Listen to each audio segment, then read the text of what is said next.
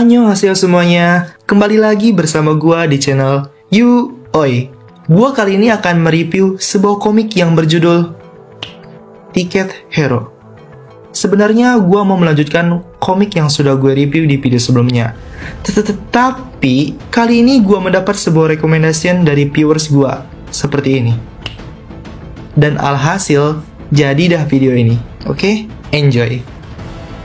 Cerita dimulai dengan para warga yang sedang berkerumun, berbicara kesana kemari, bahkan heboh sendiri melihat aksi dari seorang pemuda yang hendak jatuh dari jembatan. Pemuda itu sepertinya sedang melakukan aksi bunuh diri dan berprasangka apakah orang-orang yang melihat dirinya mencemaskannya. Dan entah kenapa, pemuda itu malah berkeinginan untuk tidak mencemaskan dirinya. Di saat itu pula, ia memikirkan kenangan yang terkilas di pikirannya. Kenangannya sungguh menyedihkan. Semasa di sekolah, atau biar gampang, gue sebut aja di SMA, ia menjadi korban bullying di kelasnya. Terlihat ia ditertawakan saat dipukuli oleh siswa lainnya, sehingga membuat pemuda itu merasa jijik ketika ada orang yang mencemaskannya. Bahkan buliannya lebih parah ketika ada perempuan melihat dirinya, yang sampai mempermalukan identitasnya sebagai seorang lelaki. Dan seperti biasa, siswa lainnya hanya tertawa dan mendokumentasikan dirinya sebagai bahan ejekan. Dan karena itulah, pemuda itu beranggapan bahwa semua orang yang mencemaskannya sama saja dengan orang yang ada di kelasnya,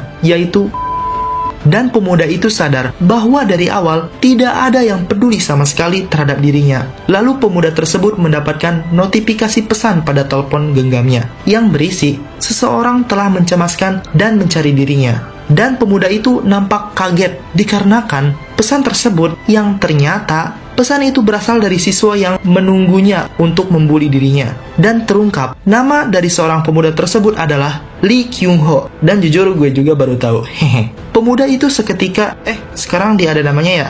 Gue ulang. Lee Kyung Ho seketika mengerutkan matanya, yang berarti ia kesal dan jijik terhadap pesan yang telah dibacanya. Lalu, Lee Kyung Ho mulai meregangkan pergelangan jarinya yang semula memegang erat-erat pagar pembatas tersebut. Di saat itu pula, nampak seorang yang sedang bersepeda dari kejauhan melihat Lee Kyung Ho. Dan pria tersebut berteriak terhadapnya untuk segera menjauh dari pagar pembatas tersebut dan menyuruhnya untuk segera naik ke atas agar dirinya selamat. Lalu pria tersebut berasumsi dan menyatakan bahwa Lee Kyung Ho melakukannya karena beban yang telah dipikulnya terlalu berat, sehingga ia melakukan hal demikian tersebut. Lee Kyung Ho yang mendengar pria tersebut hanya melirik ke arahnya sambil sedikit tersenyum, dan ia langsung melihat ke bawah. Melihat Lee Kyung Ho yang berperilaku seperti itu, pria tersebut masih berteriak dan bahkan ia mulai mempertanyakan terkait keluarganya yang akan sedih melihat dirinya melakukan tindakan tersebut.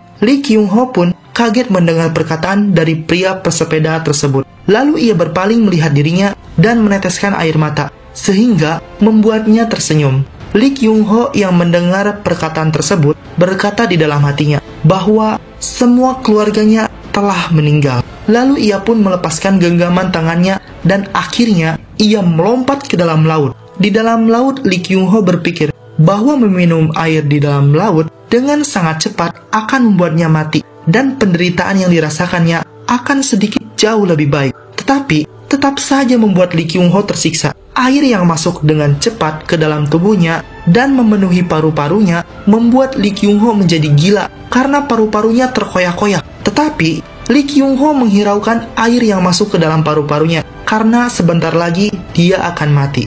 Lee Kyung Ho pun tenggelam lebih dalam lagi, dan lagi. Seketika Lee Kyung Ho mengucapkan, "Ada mama di sana." Lalu terlihat wajah seorang perempuan yang sedang tersenyum. Dan kesalahan gua adalah gua mengira dia adalah mamanya. Padahal bukan. Perempuan tersebut tersenyum dan terlihat ia memakai tato atau apalah yang ada di pipinya, seperti huruf F terbalik yang membelakangi cahaya matahari. Meskipun begitu, ia tetap bukan ibunya MC. Dan ternyata perempuan tersebut berada di atas kota atau di langit yang sedang melihat Lee Kyung Ho.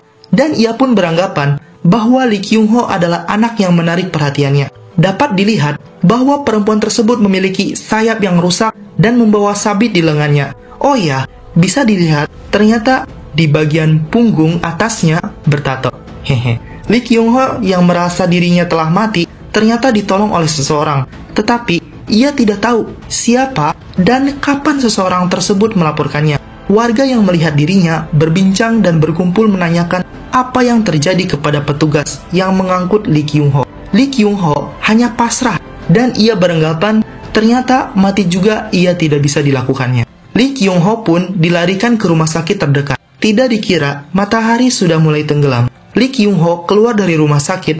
Setelah perawatan yang diterimanya, Lee Kyung-ho melewati jalan yang sepi dan sempit. Di saat ia berjalan, ada seseorang yang memanggil dirinya.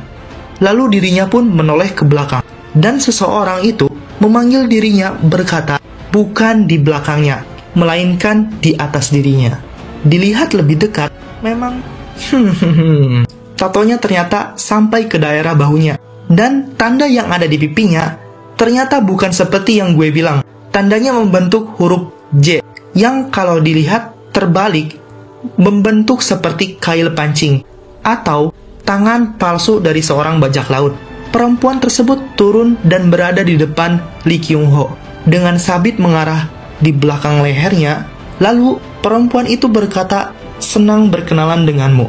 Aku adalah malaikat Shira. Ternyata perempuan tersebut adalah sebuah malaikat maut yang menghampiri Lee Kyung-ho. Perempuan itu mengharapkan sesuatu dari reaksi Lee Kyung-ho. Tetapi Lee Kyung-ho tidak kaget. Malah dia terkesan senang dan bahagia ketika ia bertemu dengan malaikat maut. Lalu Lee Kyung-ho mengatakan, apakah kau datang untuk membunuhku? Perempuan itu memutarkan sabitnya lalu mendudukinya. Dan dia pun berkata, maaf, bukan itu maksudku. Aku datang menghampirimu karena aku menyukaimu. Siapapun yang mendengar atau mendapatkan perkataan seperti ini, gue jamin pasti akan senyum-senyum. Lalu perempuan itu mengajak Lee Kyung-ho untuk menjalani kontrak dengannya dan menjadi pengguna transaksi alam kematian dengan kompensasi usia hidup yang bisa meminjam kemampuan sesaat dari orang yang telah mati, seperti kemampuan tokoh dunia Da Vinci atau Lubu. Yang mengikuti anime atau komik ROR pasti tahu siapa tokoh tersebut. Lee Kyung-ho yang mendengar penjelasan dari sang malaikat maut tersebut membuatnya berpaling dan mengatakan kepadanya bahwa Lee Kyung-ho tidak tertarik akan kemampuan tersebut. Perempuan itu hanya tersenyum dan melirik langsung ke arah Lee Kyung-ho dengan tatapannya. Lalu perempuan itu berkata, apakah kau pikir kalau kau mati, kau bisa bertemu dengan mamamu? Mendengar perkataan tersebut, Lee Kyung-ho kaget dan ia berhenti berjalan. Di saat itu pula, perempuan tersebut melontarkan kalimat pernyataan bahwa mama yang dicari Lee Kyung-ho tidak ada di alam kematian. Lee Kyung-ho langsung melirik ketika ia mendengar sesuatu tentang mamanya tanpa berkata apapun.